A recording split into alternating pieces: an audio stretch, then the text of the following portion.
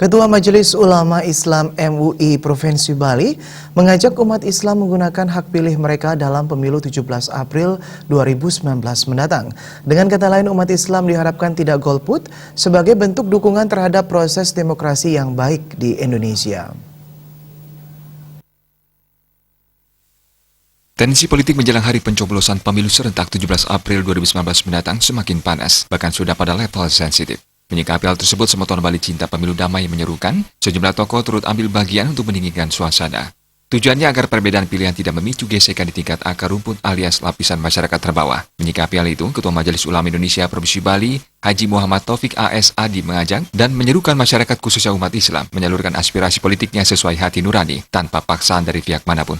Ini merupakan wujud nyata masyarakat dalam memberikan dukungan konkret terhadap perjalannya demokrasi yang baik di Indonesia. Ketua Majelis Ulama Indonesia MUI Bali juga mengingatkan warganya agar memahami mekanisme dan cara-cara pencoblosan sehingga masing-masing pemilih dapat memastikan surat suara tidak rusak.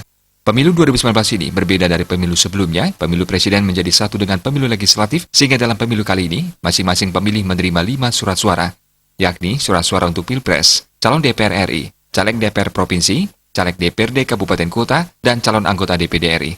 Hal itu harus diketahui dan dipahami dengan baik oleh masyarakat. Ketua MUI Bali juga mengimbau tempat ibadah seperti masjid dan musola jangan dijadikan tempat kampanye dan menggiring pilihan politik.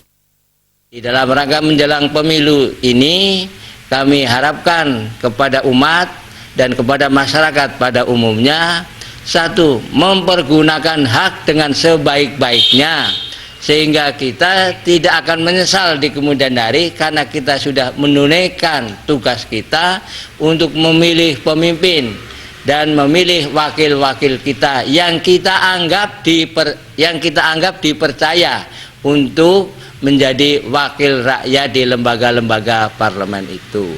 Sehingga jangan sampai ada golput, sehingga kita semuanya berusaha memilih, ada etikanya. Kita harus memilih orang yang sesuai dengan hati nurani kita dan orangnya kita anggap mampu dan amanah di dalam akan melaksanakan tugas-tugasnya untuk bermusyawarah sehingga akan menghasilkan hasil-hasil yang bagus untuk kepentingan rakyat dan bangsa.